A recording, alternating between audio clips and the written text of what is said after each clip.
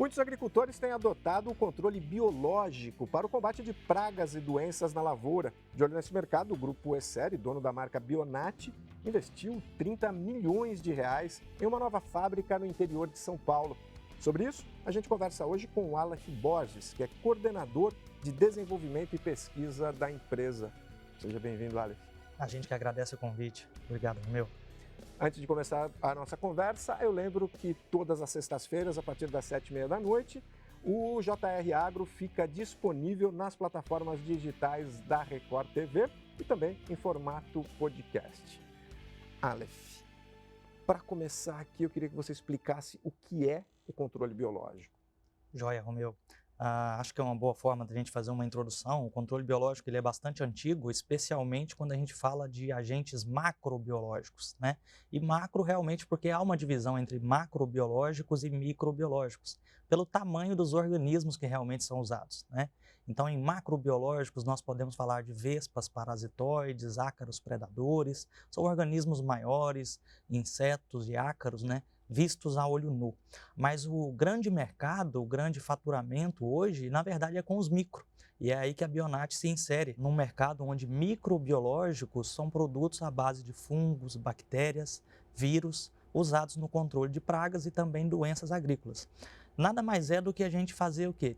Tirar da natureza esses micro-organismos para nos auxiliar, né, depois que eles são aumentados em quantidade na fábrica, são novamente colocados no campo para fazer o controle de uma determinada praga ou doença. Então, nós usamos a natureza realmente para fazer o controle e poder gerir, fazer o manejo de uma problemática que a gente tem na agricultura. Vocês trabalham só com o micro ou trabalham também com o macro? Hoje nós estamos atuantes no microbiológico, então o mercado de micro-organismos para controle de pragas e doenças. Você pode me dar um exemplo? Sim, tipo, você tem ali um fungo que ele não é... que, por exemplo, o pulgão não se adapta àquele fungo. Se tiver aquele fungo ali, como é que vocês fazem isso? Como é que vocês inserem isso? Eu estou dando um exemplo completamente aleatório, mas como é que isso é inserido numa plantação? Certo. Na verdade, assim, na agricultura, na pecuária também, a gente tem pragas e tem doenças. Assim como o ser humano tem doenças, ou tem alguns insetos até que podem, né, aracnídeos que podem afetar o ser humano, nas plantas não é diferente, né? Então tem pragas, como você citou bem, os pulgões, outras pragas como cigarrinhas, alguns insetos que se alimentam de plantas, lagartas, por exemplo, né? Vão se alimentar de plantas. E a gente usa bactérias ou fungos ou até mesmo vírus que são patógenos dessas pragas, né? Então eles causam doenças nessas pragas que estariam se alimentando das plantas. E automaticamente essas pragas, ao morrerem, deixam com que as plantas expressem o seu potencial produtivo. Então, realmente o que a gente faz é voltar para a natureza um organismo que já é patógeno natural daquele organismo que se tornou uma praga, né? E esses fungos não interferem na qualidade do vegetal? De forma alguma, muito pelo contrário, a gente tem o exemplo aí de espécies do fungo Metarrhizium, que além de fazer controle de pragas, se associam às raízes da planta e até melhoram o desenvolvimento de planta, né? A equipe da Exalc tem feito pesquisas, inclusive, nesse caminho, mostrando a outra face dos micro-organismos, não só para o controle de pragas, mas também entregando benefícios no desenvolvimento de plantas. Isso tem alguma repercussão para a saúde de quem vai consumir? Bom, não é nada concreto, mas a gente sabe que a gente consegue gerar, através do uso de soluções biológicas, alimentos que são mais saudáveis ou livres, né, de resíduos químicos. E aí a gente está vendo uma situação onde nós temos limitações com produtos químicos sintéticos na agricultura, onde muitas vezes há o banimento de alguns produtos, né? E aí a gente adotando soluções biológicas que agem momentaneamente sobre o controle de uma praga ou doença, mas que depois aquele equilíbrio natural ele se restabelece, automaticamente nós estamos entregando alimento mais saudável também para a população, para o consumidor. Qual é a grande diferença entre o sintético e o biológico? A grande diferença é uma questão também residual, né? Quando a gente tem um apelo de sintético, a gente muitas vezes acaba não conhecendo todos os impactos que a gente tem em relação a uma molécula completamente estabilizada. E essa molécula ela pode permanecer muito tempo no ambiente e ela pode ter efeitos, né, vamos dizer assim, colaterais em inimigos naturais que estão presentes na natureza e que a gente não desejaria atingi-los e acaba atingindo, além de contaminações e riscos para a saúde humana, né? Isso não quer dizer que toda molécula química sintética tenha algum risco. Atualmente a gente usa produtos biológicos, inclusive, como uma estratégia de dar durabilidade para moléculas químicas sintéticas, que são boas moléculas, que são seguras, mas que ao mesmo tempo têm perdido eficácia porque está se batendo muito no uso delas e está se esquecendo de diversificar os modos de ação. E aí a gente acaba criando organismos praga que são resistentes a essas moléculas. Uma forma de contornar isso é adotando o controle biológico para fazer esse manejo da resistência dessas populações. Agora, o controle biológico ele demora um pouco mais para fazer efeito do que, por exemplo, um agrotóxico? Sim, a gente tem, por exemplo, bactérias e vírus que controlam lagartas, que essa lagarta vai demorar aí de 4 a 5 dias para poder morrer.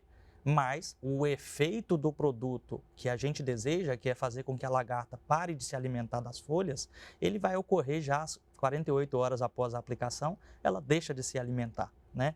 Então é relativamente rápido, mas não é um efeito de choque como alguns químicos têm, que no mesmo dia da aplicação já matou uma boa parte da população. Só que no final ali do processo você tem um ganho. Sim, a gente tem um ganho no questão do manejo da resistência da praga que está presente no campo, né? Então a gente faz esse manejo de populações resistentes a outras moléculas e quando ocorre um episódio que a gente chama de epizootia, que nada mais é do que matar muitos insetos no ambiente, com um determinado fungo, por exemplo, e aí se eu tenho condições de umidade relativa elevada, esse fungo ele esporula nos insetos mortos. E aí esses novos fungos que vão sendo produzidos no cadáver do inseto morto, ele pode contaminar agora outros insetos pragas que por ali passam, né? Isso faz com que, por exemplo, na cana-de-açúcar, a gente observe o efeito de metarrísio muito duradouro por causa desse residual. À medida que ele vai colonizando cigarrinhas lá na base da cana-de-açúcar e entrando em contato com novas cigarrinhas, eu vou tendo então um residual mais prolongado. Agora, isso é mais duradouro à medida que o ambiente também contribui. E micro-organismos precisam de umidade relativa mais elevada e fonte de alimento para eles se multiplicarem. Aí é que a gente entra. Serve para qualquer lavoura? Isso é um ponto positivo do controle biológico, né? Hoje, diante da legislação que a gente tem e do modo de ver o controle biológico, todo o registro, todo o uso de produtos biológicos para controle de pragas ou doenças, o registro é para um alvo. Se uma determinada doença ocorre no feijão, na soja, e também no milho, eu posso usar aquele produto para aquela doença, independente da cultura onde ela ocorra. Então, hoje nós não temos restrição do uso do produto para a cultura, e sim para um alvo, né? Exemplo disso é a mosca branca, que ocorre lá na cultura da soja, mas ela também é um vetor de doenças importantes na cultura do feijão. E tanto na soja quanto no feijão, eu posso usar produtos à base da Bovéria baciana, porque o alvo dele é a mosca branca.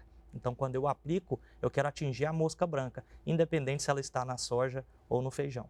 Isso vale tanto para a pequena produção, para o pequeno produtor ali, aquela agricultura familiar, quanto para as grandes empresas, para os grandes produtores? Romeu, isso é importante, essa pergunta, porque a gente viu um cenário de controle biológico que, a princípio, se achava que aplicava muito mais nos hortifrutis. E isso é realmente uma verdade fora do Brasil, na Europa, em muitos países. Mas no Brasil, são realmente as commodities que têm adotado mais o controle biológico. Em números, né, em faturamento, realmente são as grandes culturas. A soja, o milho, a cana-de-açúcar, né, o café, o algodão, são grandes culturas e culturas que adotam muita solução biológica. É claro que os hortifrutis não deixam de usar. E muita limitação que a gente tinha de sair do controle biológico do hortifruti para as grandes culturas eram realmente as frequências de entrada de aplicações. Para aplicações para controle de pragas, às vezes a gente tem que ter uma frequência de entrada maior, que ela ocorria em HF, mas não tanto em grandes culturas. E hoje a gente vê grandes culturas fazendo aplicações aí quase que semanais, então essa limitação ela já se foi, né? Por que houve essa mudança?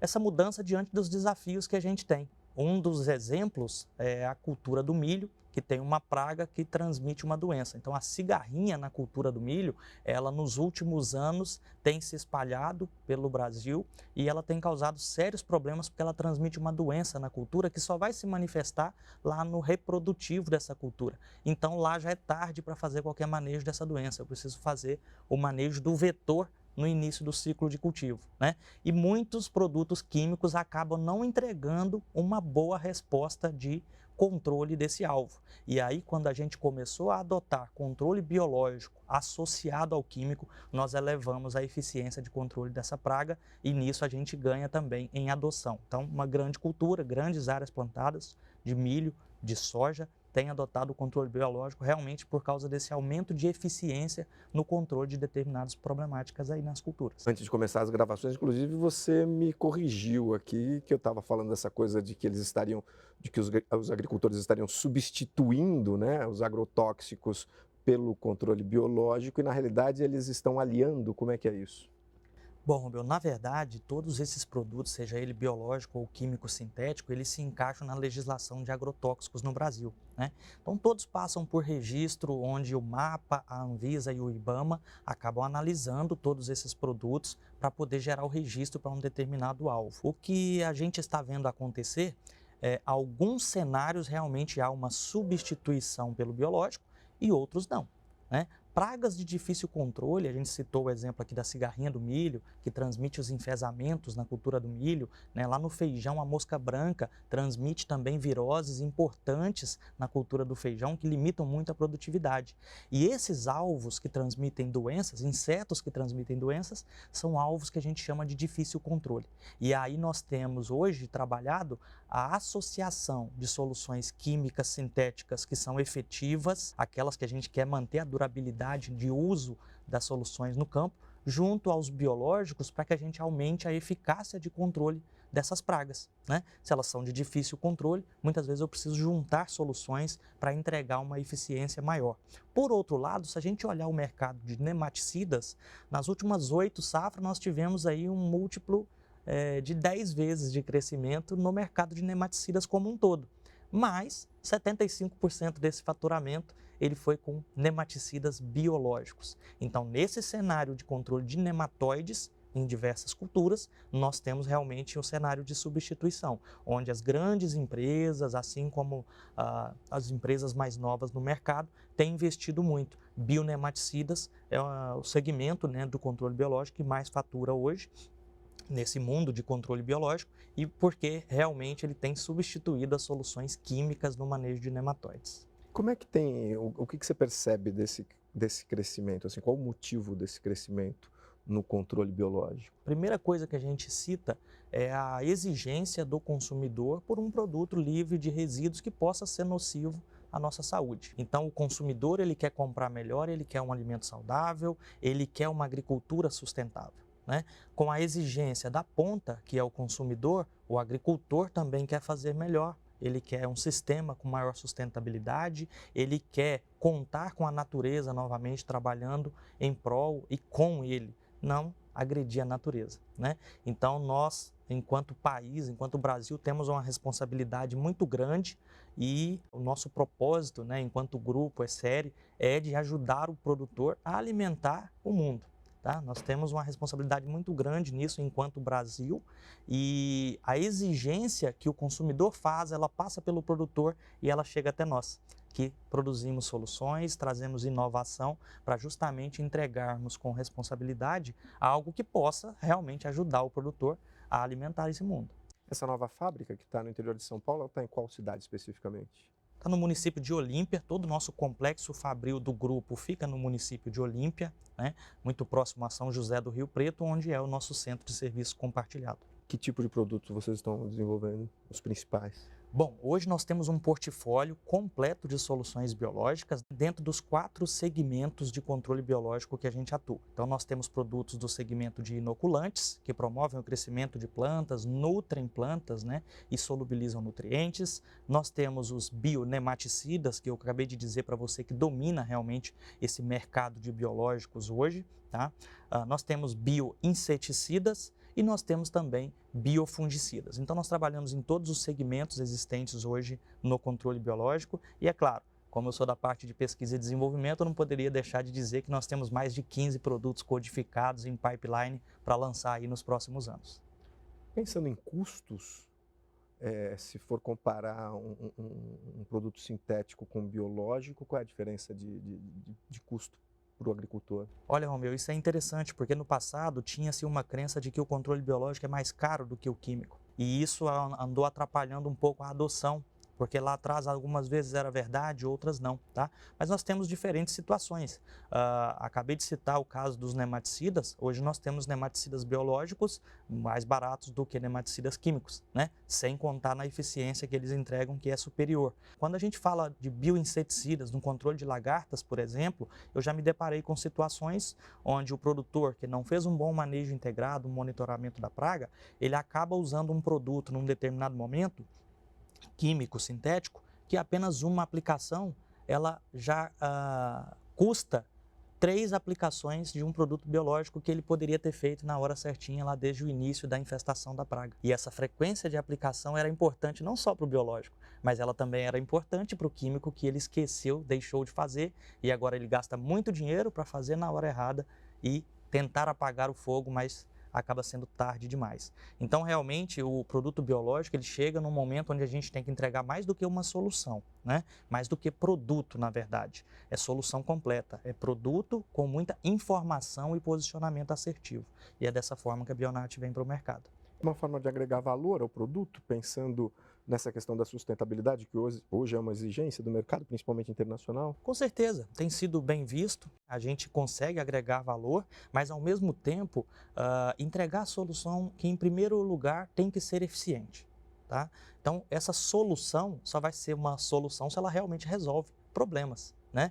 Então a gente no P&D, no desenvolvimento de mercado, nosso time forte aí em conhecimento científico e nos princípios que envolvem o controle biológico, a gente difunde o conhecimento do controle biológico como um todo, né? Nós temos até um projeto que se chama Biológico Não É Tudo Igual, onde a gente não fala de produto, a gente fala de ativos biológicos, como eles funcionam, justamente para a gente conseguir difundir as tecnologias, mas através da ciência, para que o produtor ele consiga fazer melhores escolhas entre os produtos que existem no mercado e aí sim ele está naquele grupo de que usou e agora com certeza ele vai usar novamente porque ele fez boa escolha e o produto funcionou. Nessa nova fábrica, qual é o tamanho da produção e quanto vocês utilizam de mão de obra? Nessa nova fábrica, a nossa capacidade fabril hoje ela gira em torno de 80 mil litros mês. Tá?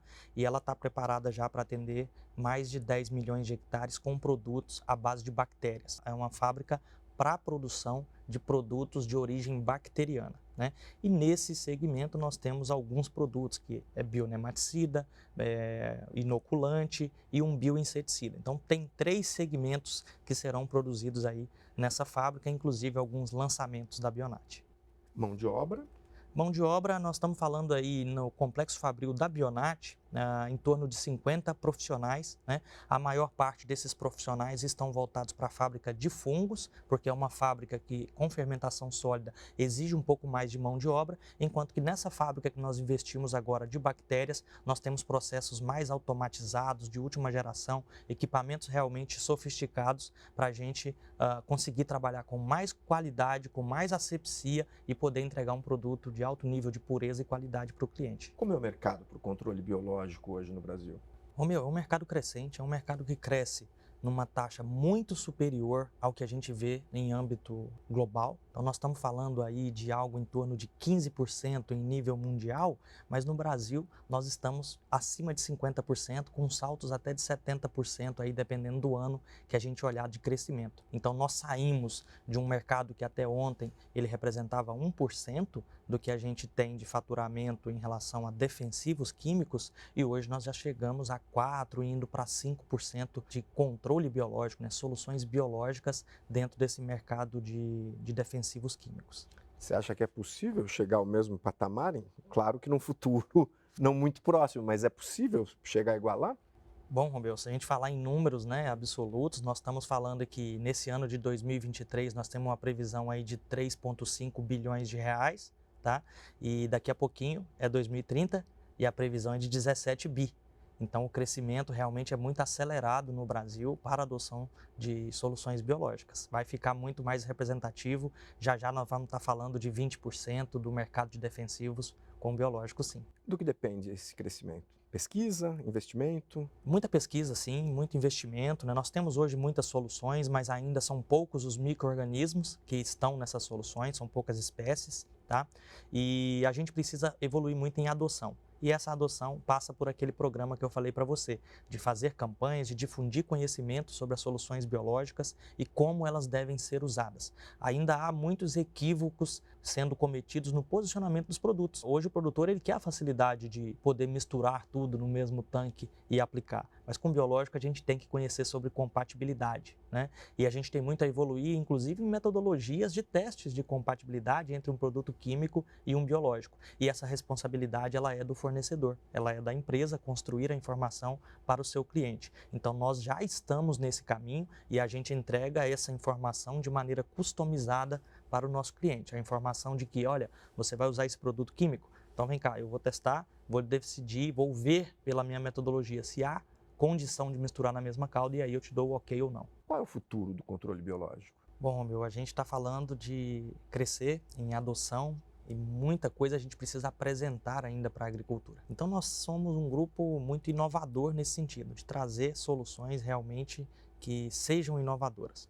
O futuro é isso que a gente acabou de dizer, é fazer parte realmente do segmento de defensivos que tenha maior sustentabilidade para a produção agrícola, mas que entregue essas soluções de uma maneira bem assertiva para o agricultor, porque se ele não enxergar eficiência no processo, ele não vai adotar, e se ele não adotar, nós não vamos ver crescimento nesse sentido, né? Então, o futuro do controle biológico vai ser para aquelas empresas que fazem soluções que realmente são bem posicionadas e que fazem com qualidade. A qualidade, ela é uma obrigação de toda empresa, mas hoje a gente ainda, com o breve tempo que a gente tem de início do controle biológico, a gente está vendo que tem sido ainda um diferencial a qualidade de produtos biológicos. Ainda vemos muitos produtos sem registro no mercado, ainda vemos diferentes situações que envolvem o uso de defensivos, não só biológicos, né? Químicos também, a gente vê diferentes coisas aí no mercado. O futuro é de realmente cada vez maior a adoção. Na pesquisa que a gente tem lá de 2018, contratada pela BC Bio na época, hoje fazendo parte da CropLife Brasil, a gente viu lá a resposta de 98% dos produtores que usaram biológicos retornariam a usar essas soluções. Então, realmente, a maioria acredita num grande crescimento desse mercado. O que é que você pode falar para quem ainda tem resistência com o uso dos biológicos? Eu convido para acessarem o nosso canal lá no YouTube, assistirem às lives, entenderem os princípios de controle biológico, né, para poderem fazer uma boa escolha daquelas soluções que eles querem validar nas suas propriedades e enxergar realmente os benefícios que esses produtos podem trazer, né? Eu tenho certeza que a maioria dos produtores que estão aqui, se não todos, tem alguma dor e essa dor ela é causada por um determinado problema que a gente precisa identificar. E aí agora nós vamos olhar para as soluções que existem para esse problema e nós temos várias soluções biológicas que podem auxiliar o agricultor brasileiro de uma maneira bem efetiva. Lá no YouTube, só procurar lá, a gente tem um material com mais de 14 horas de conteúdos em lives, além da campanha do Biológico Não É Tudo Igual, com os personagens Dr. Bio e Doutora Nath, onde em vídeos bem curtinhos, eles dão uma mensagem bem interessante sobre o controle biológico como um todo. Desde o início lá, da escolha de uma cepa, até os cuidados que eu tenho que ter na aplicação desses produtos no campo. Aleph, eu agradeço a sua presença, o JR Agro está chegando ao final. Muito obrigado. Muito obrigado, Romeu. Lembrando que todas as sextas-feiras, a partir das 7h30 da noite, um novo episódio do JR Agro fica disponível nas plataformas digitais da Record TV e também em formato podcast. O JR Agro de hoje fica por aqui. Até a próxima. Muito obrigado.